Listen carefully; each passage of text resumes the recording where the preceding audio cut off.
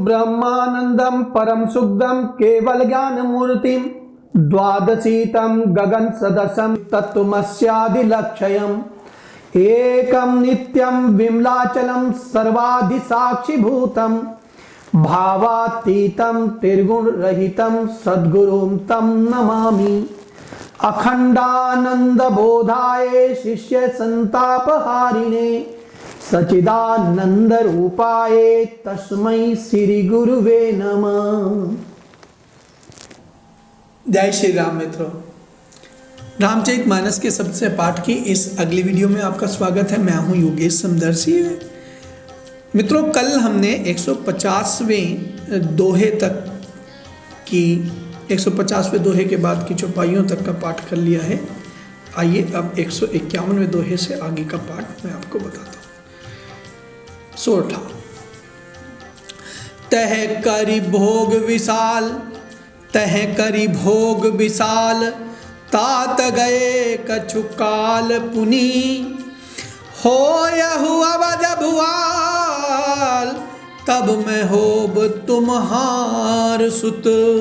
हे तात, वहां स्वर्ग के बहुत से भोग भोग कर कुछ काल बीत जाने पर तुम अवध के राजा होगे, तब मैं तुम्हारा पुत्र होऊंगा।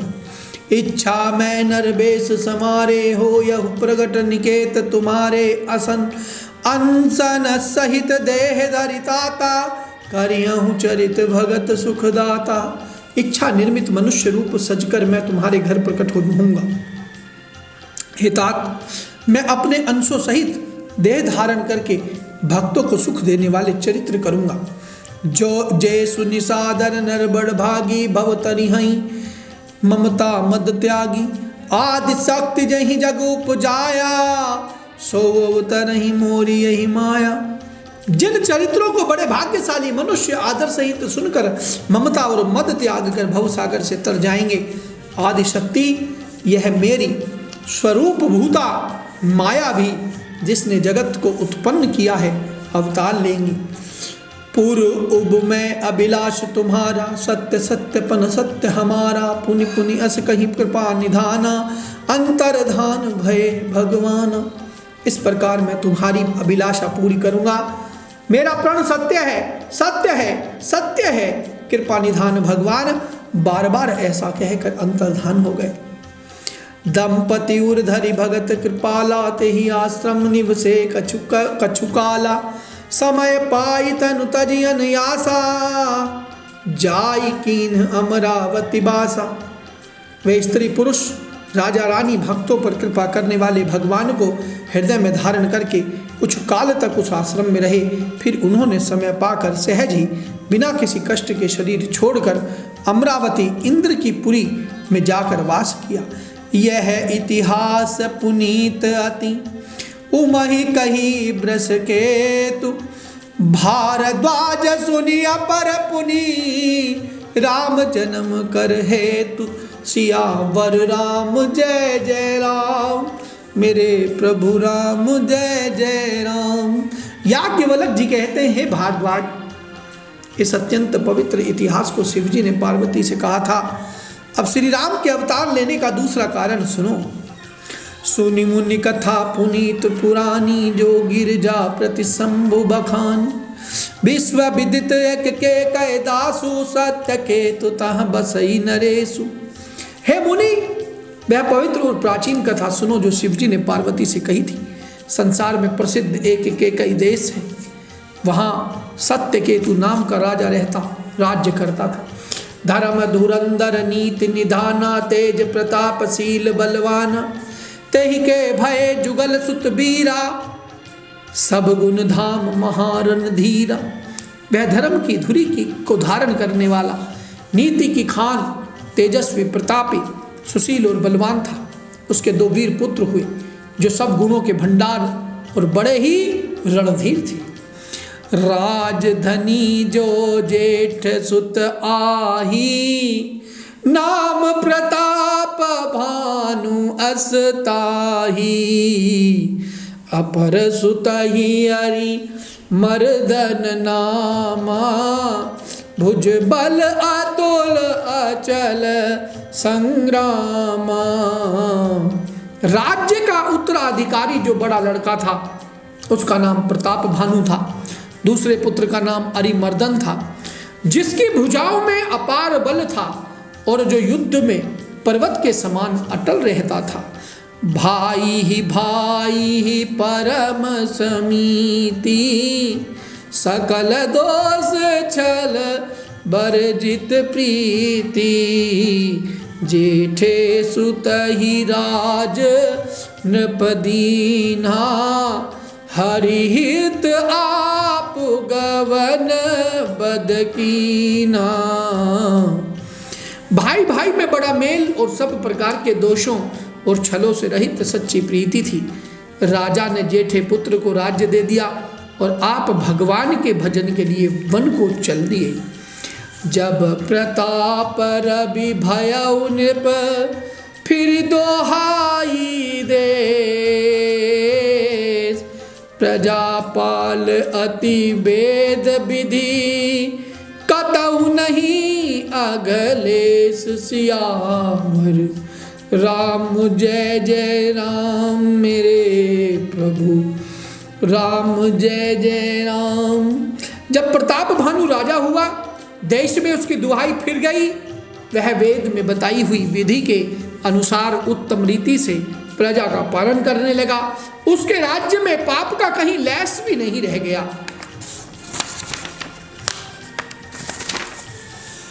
नपहित कारक सचिव सयाना, नाम धर्म रुचि शुक्र समाना। सचिव सयान बंधु बलबीरा, आप प्रताप पुंज रणधीरा। सेन संग चतुरंग अपारा, अमित सुभट सब समर जुझारा। सेन बिलो किराऊ हर्षाना, अरुबाजे गह गए निशाना। राजा का हित करने वाला और शुक्राचार्य के समान बुद्धिमान धर्मरुचि नामक उसका मंत्री था। इस प्रकार बुद्धिमान मंत्री और बलवान तथा वीर भाई के साथ ही स्वयं राजा भी बड़ा प्रतापी और रणधीर था। सेन साथ में अपार चतुरंगिनी सेना थी, जिसमें असंख्य योद्धा थे और सब के सब रण में जूझ मरने वाले थे। अपनी सेना को देखकर राजा बहुत प्रसन्न हुआ और घमाघम नगाड़े बजने लगे। विजय हेतु कटकई बनाई, सुदिन साधिन चले बजाई। जहाँ तहाँ परी अनेक लड़ाई, जीते सकल भूप बरियाई। दिग्विजय के लिए सेना सजाकर वह राजा शुभ दिन मुहूर्त साध कर और डंका बजाकर चला। जहाँ तहाँ बहुत सी लड़ाइयाँ हुई, उसने सब राजाओं को बलपूर्वक जीत लिया। सप्तदीप भुज बल बस कीने, ले ले दंड छाड़ नपदीने। सकल अवनि मंडल ते ही काला, एक प्रताप भानु महिपाला। अपनी भुजाओं के बल से उसने सातों द्वीपों को वश में कर लिया और राजाओं से दंड ले लेकर उन्हें छोड़ दिया। संपूर्ण पृथ्वी मंडल का उस समय प्रताप भानु ही एकमात्र चक्रवर्ती राजा था। स्वै बस विश्व करी बाहुबल, निजपुर कीन प्रवेश। अर्थ धर्म कामादि सुख सेवई समय नरेशु। संसार भर को अपनी भुजाओं के बल से वश में करके राजा ने अपने नगर में प्रवेश किया। राजा अर्थ धर्म और काम आदि के सुखों का समयानुसार सेवन करता था। भूप प्रताप भानु बल पाई, कामधेनु भय भूमि सुहाई। सब दुख बरजित प्रजा सुखारी, धर्मशील सुंदर नर नारी। राजा प्रताप भानु का बल पाकर भूमि सुंदर, कामधेनु मनचाही वस्तु देने वाली हो गई। उनके राज्य में प्रजा सब प्रकार के दुखों से रहित और सुखी थी और सभी स्त्री पुरुष सुंदर और धर्मात्मा थे। सचिव धर्म रुचि हरिपद प्रीति, नपहित हेतु सिखव नित नीति। गुरु सुर संत पितर महि देवा, करई सदा निप सब कै सेवा। धर्म रुचि मंत्री की श्री हरि के चरणों में प्रेम था। वह राजा के हित के लिए सदा उसको नीति सिखाया करता था। राजा गुरु देवता संत पितर और ब्राह्मण इन सब की सदा सेवा करता रहता था। भूप धर्म जय वेद बखाने, सकल करई सादर सुख माने। दिन प्रति देई विविध विधि दाना, सुनई शास्त्र बर वेद पुराना। वेदों में राजाओं के जो धर्म बताए गए हैं, राजा सदा आदर पूर्वक और सुख मानकर उन सब का पालन करता था। प्रतिदिन अनेक प्रकार के दान देता और उत्तम शास्त्र वेद और पुराण सुनता। नाना बापी कूप तड़ागा, सुमन बाटिका सुंदर बागा। विप्र भवन सुर भवन सुहाए, सब तीर्थन विचित्र बनाए।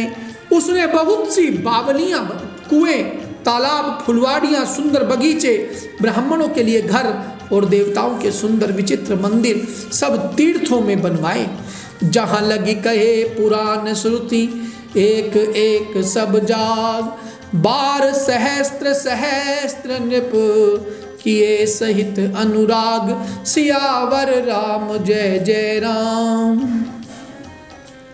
वेद और पुराणों में जितने प्रकार के यज्ञ कहे गए हैं, राजा ने एक एक करके उन सब यज्ञों को प्रेम सहित हजार हजार बार किया।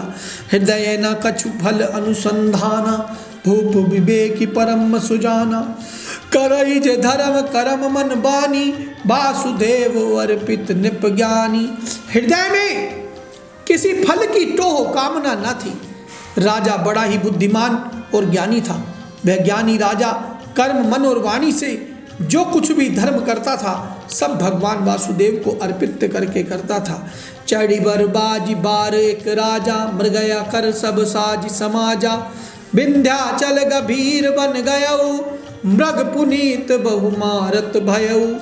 एक बार वह राजा एक अच्छे घोड़े पर सवार होकर शिकार का सब सामान सजाकर विंध्याचल के घने जंगलों में गया और वहां उसने बहुत से उत्तम उत्तम हिरण मारे। फिरत विपिन नृप दीख बराहु, जनुबन दुरेऊ शशि ग्रसिराहु। बड़ विधि नहीं समात मुख माही, मनहु क्रोध बस उगिलत नाही। राजा ने वन में फिरते हुए एक सूअर देखा। दांतों के कारण वह ऐसा दिख पड़ता था मानो चंद्रमा को ग्रस कर मुंह में पकड़कर राहु वन में आ छिपा हो। चंद्रमा बड़ा होने से उसके मुंह में समाता नहीं है और मानो क्रोधवश वह भी उसे उगलता नहीं है। कोल कराल दसन छबिगाई, तनु विशाल पीवर अधिकाई। घुरु घुरात है आरोपाए, चकित बिलोकत कान उठाए। यह तो सूअर के भयानक दांतों की शोभा कही गई। उसका शरीर भी बहुत विशाल और मोटा था। घोड़े की आहट पाकर वह घुरघुराता हुआ कान उठाए चौकन्ना होकर देख रहा था। नील महीधर शिखर सम, देखी विशाल बराव।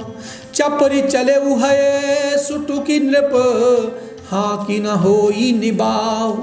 नील पर्वत के शिखर के समान विशाल शरीर वाले उस सूअर को देखकर राजा घोड़े को चाबुक लगाता तेजी से चला और उसने सूअर को ललकारा कि अब तेरा बचाव नहीं हो सकता। आवत देखी अधिक रवबाजी, चले बराह मरुत गति भाजी। तुरत कीन निप सर संधाना, मही मिल गया बिलोकत बाना। तकी तकी तीर महीस चलावा, करी छल सुअर शरीर बचावा। प्रगट तुरत दुरत जाई मृग भागा, ऋष बस भूप चले संग लागा। अधिक शब्द करते हुए घोड़े को अपनी तरफ आता देख सूअर पवन वेग से भाग चला। राजा ने तुरंत ही बाण को धनुष पर चढ़ाया। सूअर बाण को देखते ही धरती में दुबक गया। राजा तक तक कर तीर चलाता है, परंतु सूअर छल करके शरीर को बचाता जाता है। वह पशु कभी प्रकट होता और कभी छिपाता हुआ भाग जाता था और राजा भी क्रोध के वश उसके साथ लगा चला जाता था। गया दूरी घन गहन बराहु, जहनाहिन गजबाज निबाहु। अति अकेल बन विपुल कलेसु, तदपि न मृग मग तजई नरेशु। सूअर बहुत दूर ऐसे घने जंगल में चला गया जहां हाथी घोड़े का निबाह गम नहीं था। राजा बिल्कुल अकेला था और वन में क्लेश भी बहुत था। फिर भी राजा ने उस पशु का पीछा नहीं छोड़ा। कोल बिलो की भूप बड़ धीरा, भागी पैठ गिरी गुहा गभीरा। अगम देखिन पति पछताई, फिरे महाबन परेउ बुलाई। राजा को बड़ा धैर्यवान देखकर सूअर भागकर पहाड़ की एक गहरी गुफा में जा घुसा। उसमें जाना कठिन देखकर राजा को बहुत पछता कर लौटना पड़ा, पर उस घोर वन में वह रास्ता भूल गया। खेद खिन्न क्षुदित तृषित, राजा बाजी समेत। खोजत व्याकुल सरित सर, जल बिनु भयउ अचेत। बहुत परिश्रम करने से थका हुआ और घोड़े समेत भूखा प्यासा से व्याकुल राजा नदी तालाब खोजता खोजता पानी बिना बेहाल हो गया। फिरत विपिन आश्रम एक देखा, तहाँ बस नरपति कपट मुनि बेशा। जासु देश नृपलीन छड़ाई, समर सैन तज गए पराई। वन में फिरते फिरते उसने एक आश्रम देखा। वहाँ कपट से मुनि का वेश बनाए हुए एक राजा रहता था, जिसका देश राजा प्रताप भानु ने छीन लिया था और जो सेना को छोड़कर युद्ध से भाग गया था। समय प्रताप भानु कर जानी, आपन अति असमय अनुमानी। गयउ नगृह मन बहुत गुलानी, मिला न राजहि नृप अभिमानी। प्रताप भानु का समय अच्छे दिन जानकर और अपना कुसमय बुरे दिन अनुमान कर उसके मन में बड़ी ग्लानि हुई। इससे वह ना तो घर गया और न अभिमानी होने के कारण राजा प्रताप भानु से ही मिला मेल किया। रिस उर्मारी रंक जिमि राजा, विपिन बसई तापस के साजा। तासु समीप गवन निप कीन्हा, यह प्रताप रबिते जब तब चीन्हा। दरिद्र की भांति मन ही में क्रोध मारकर वह राजा तपस्वी के वेश में वन में रहता था। राजा प्रताप भानु उसी के पास गया। उसने तुरंत पहचान लिया कि यह प्रताप भानु है। राउ त्रसित नहीं सो पहचाना, देखि सुबेश महामुनि जाना। उतरी तुरग तय कीन प्रणामा, परम चतुर न कहु निज नामा। राजा प्यासा होने के कारण व्याकुलता में उसे पहचान न सका। सुंदर वेश देखकर राजा ने उसे महामुनि समझा और घोड़े से उतरकर उसे प्रणाम किया, परंतु बड़ा चतुर होने के कारण राजा ने उसे अपना नाम नहीं बताया। भूपति त्रसित बिलोकिते ही, सरबर दीन दिखाई। मंजन पान समेत है, कीन नृपति हर्षाई। राजा को प्यासा देखकर उसने सरोवर दिखला दिया। हर्षित होकर राजा ने घोड़े सहित उसमें स्नान और जलपान किया। गए श्रम सकल सुखी नृप भयउ, निज आश्रम तापस ले गयउ। आसन दीन अस्तबरि रवि जानी, पुनि तापस बोले मृदुबानी। सारी थकावट मिट गई, राजा सुखी हो गया। तब तपस्वी उसे अपने आश्रम में ले गया और सूर्यास्त का समय जानकर उसने राजा को बैठने के लिए आसन दिया। फिर वह तपस्वी कोमल वाणी से बोला, को तुम कस बिन फिरहु अकेले, सुंदर जुबा जीव पर हेले। चक्रवर्ती के लक्षण तोरे, देखत दया लाग अति मोरे। तुम कौन हो? सुंदर युवक होकर जीवन की परवाह ना करके वन में अकेले क्यों फिर रहे हो?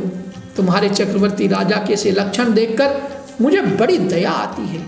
नाम प्रताप भानु अबनीसा, तासु सचिव में सुनहु मुनीसा। फिरत अहेरे परऊ भुलाई, बड़े भाग दे कहूँ पद नाई। राजा ने कहा, हे मुनीश्वर सुनिए, प्रताप भानु नाम का एक राजा है। मैं उसका मंत्री हूँ। शिकार के लिए फिरते हुए राह भूल गया हूँ। बड़े भाग्य से यहाँ आकर मैंने आपके चरणों को दर्शन पाए हैं। हम कहें दुर्लभ दरस तुम्हारा, जानत हो कछु भल होनिहारा। कह मुनि तात भयउ अंधियारा, जो जन सत्तरी नगर तुम्हारा। हमें आपका दर्शन दुर्लभ था, इससे जान पड़ता है कि कुछ भला होने वाला है। मुनि ने कहा, हे तात, अंधेरा हो गया। तुम्हारा नगर यहाँ से 70 योजन पर है। निशा घोर गंभीर बन पंथन सुनहु सुजान, बस हुआ जुअस जानी तुम जाए हो तो बिहान। हे सुजान सुनो, घोर अंधेरी रात है, घना जंगल है, रास्ता नहीं है, ऐसा समझकर तुम आज यहीं ठहर जाओ, सवेरा होते ही चले जाना। तुलसी जसी भवतव्यता तैसी मिलई सहाय, आपन आवई ताहि पही ताहि तहाँ ले जाई। तुलसीदास जी कहते हैं जैसी भवितव्यता होनहार होती है वैसी ही सहायता मिल जाती है, या तो वह आप ही उसके पास आती है या उसके वहाँ ले जाती है। भले ही नाथ आय सुधरि सीसा, बांधि तुरग तरु बैठ महीसा, निप बहु भांति प्रसन्न से उताही, चरण बंद निज भाग्य सराही। हे नाथ बहुत अच्छा, ऐसा कहकर उसकी आज्ञा से चढ़ाकर घोड़े को वृक्ष से बांधकर राजा बैठ गया। राजा ने उसकी बहुत प्रकार से प्रशंसा की और उसके चरणों की वंदना करके अपने भाग्य की सराहना की। पुनि बोले मृदु गिरा सुहाई, जानी प्रताप प्रभु करऊ डिठाई, मोहि मुनीस सुत सेवक जानी, नाथ नाम निज कहु बखानी, तेहि न जान निप निर्पहि सो जाना, भूप सुहृदय सो कपट सयाना, बैरी पुनि छत्री पुनि राजा, छल बल कीन चहि निज काजा। फिर सुंदर कोमल वाणी से बोला, हे प्रभु आपको पिता जानकर मैं ढिठाई करता हूँ, हे मुनीश्वर मुझे अपना पुत्र और सेवक जानकर अपना नाम विस्तार से बतलाइए। राजा ने उसको नहीं पहचाना, पर वह राजा को पहचान गया था। राजा तो शुद्ध हृदय था और वह कपट करने में चतुर था। एक तो बैरी, फिर जाति का क्षत्रिय, फिर राजा, वह छल बल से अपना काम बनाना चाहता था। समुझि राज सुख दुखित अराती, अमा अनल इव सुल गई छाती, सरल बचन नप के सुनिकाना, बयर संभारे हृदय हरसाना। वह शत्रु अपने राज्य सुख को समझ करके स्मरण करके दुखी था। उसकी छाती कुम्हार के आमे की आग की तरह भीतर ही भीतर सुलग रही थी। राजा के सरल वचन कान में सुनकर अपने बैर को याद कर वह हृदय में हर्षित हुआ। मित्रों, आज के इस स्वाध्याय को हम यहीं विराम देते हैं। 159वें दोहे के बाद की सभी चौपाइयों का पाठ आज हमने किया। कल हम इससे आगे का पाठ करेंगे। यह रामचरितमानस यह स्वाध्याय आपको कैसा लग रहा है हमें बताते रहिए। जय श्री राम।